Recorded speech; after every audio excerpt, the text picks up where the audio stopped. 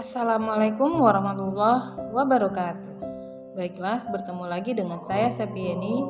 Pada video kali ini saya akan membacakan sebuah cerpen yang berjudul Dilema Nara, karya Alia Khalisah. Selamat mendengarkan. Nara terbangun karena sinar matahari menembus jendela kamarnya yang entah sejak kapan terbuka.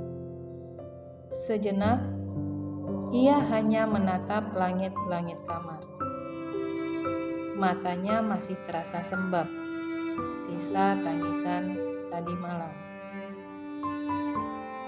Kemudian, Nara bangun dan duduk di sisi ranjang kecilnya. Gadis itu memandang sekeliling kamar. Dan tiba-tiba, suara pecahan kaca terdengar dari luar. Nara menutup kedua telinganya kuat-kuat, enggan mendengar apapun. Setetes bening air matanya bergulir di pipi. Wajahnya dibenamkan dalam kedua telapak tangan yang lemah. Rasanya ia sudah tak sanggup lagi hidup dalam situasi seperti ini. Ia tak kuat hidup dalam lingkaran kesedihan yang mengiringnya menuju kegilaan. Nara berjalan perlahan keluar rumah. Di antara jalanan sepi, sambil menundukkan kepala, seolah malu dunia melihatnya. Ia menatap siluet hitamnya di antara bayang-bayang pepohonan dan rumah. Nara berhenti melangkah saat seseorang menghalangi bayangannya.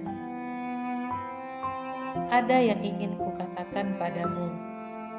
Orang itu mulai berbicara kepadanya. Nara mendongak. Wajahnya terasa familiar. "Kenapa?" Gadis itu bertanya dengan wajah datar. Tapi Nara hanya diam.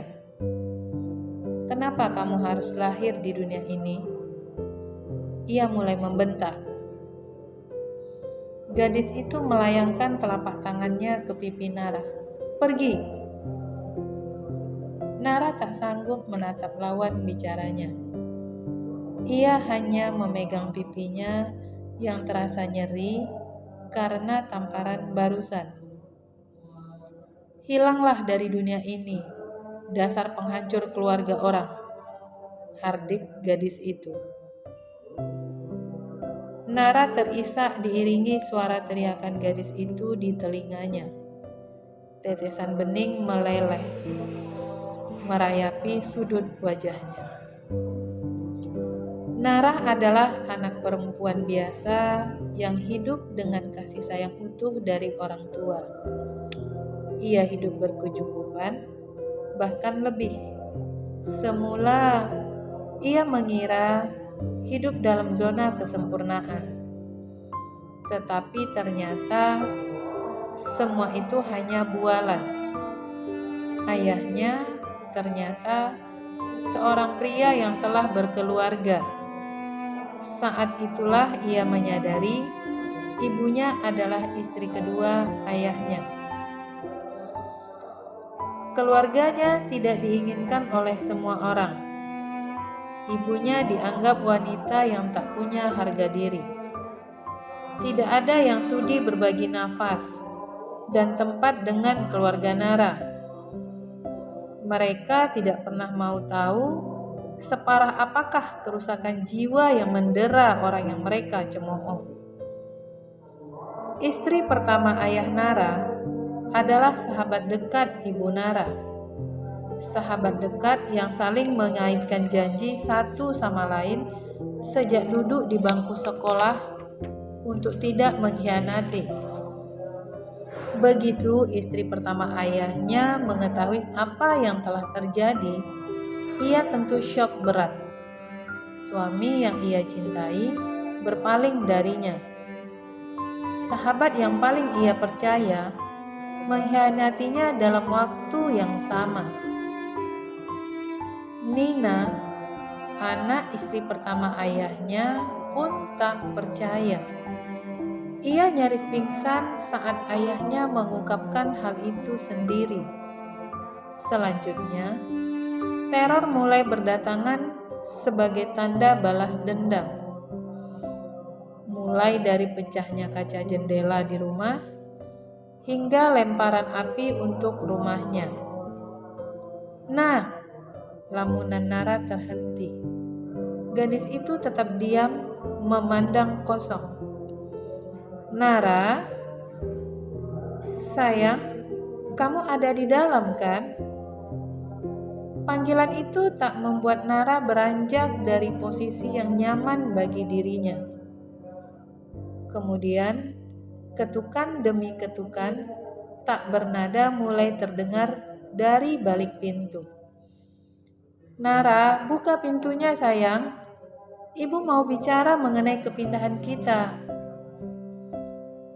Memang, keluarganya berencana untuk pindah ke wilayah yang cukup jauh untuk mengubur kelamnya masa lalu dan melanjutkan hidup. Tapi baginya, pindah rumah hanyalah bentuk pelarian diri. Raganya takkan teraniaya lagi. Namun, jiwa dan pikirannya telah menyatu dengan frustasi berkepanjangan yang diderita Nara selama ini. Ia tetap tidak akan hidup dalam damai seperti sebelumnya. Nara bergeming. Dalam pikirannya yang kalut, ia mengingat Nina. Gadis itu ingin ia lenyap dari dunia ini. Ia ingin Nara musnah. Nara tahu apa artinya itu. Nara memandangi tubuh kakunya yang ditumpahi tangisan dan penyesalan yang terlontar dari ayah dan ibunya. Ia tertegun dan mengingat kejadian yang terasa begitu cepat. Awalnya, ia berniat memutuskan urat nadi tangan kirinya dengan gunting hijau kesukaannya. Awalnya, ia tidak mau melihat orang tuanya menangis sambil memeluknya. Awalnya, ia ingin merasakan sakit hati yang mendera jiwanya lebih lama lagi. Namun, saat ia menutup mata dan menguatkan diri atas segala resiko perbuatannya nanti, seberkas cahaya putih menyinari dirinya. Sesaat, ia pikir cahaya itu hanya datang dari luapan fantasinya ketika ia sudah berhasil mati. Kemudian Nara tahu, kematiannya akan membawa segala keadaan berubah menjadi baik. Inilah yang diinginkan semua orang. Nara tersenyum. Sedikit pun ia tak merasakan kesedihan. Ia hanya merasakan gema bebas dan damai berdengung dalam pikirannya. Sekarang, ia tak perlu lagi menerima berbagai bentuk kekerasan mental dari orang-orang di sekitarnya. Ia sudah bebas dan hidup dalam kedamaian yang dirindukan. Nara menutup matanya, merasakan seluruh sensasi dan kenikmatan damai yang mengalir di sekujur tubuhnya. Berkas-berkas cahaya itu kembali datang dan menyinari tubuhnya, menuntun gadis kecil itu menuju dimensi lain, dimensi yang akan membawanya menuju keabadian. Nah, cukup sekian video kali ini. Sampai bertemu lagi di video-video berikutnya. Wassalam.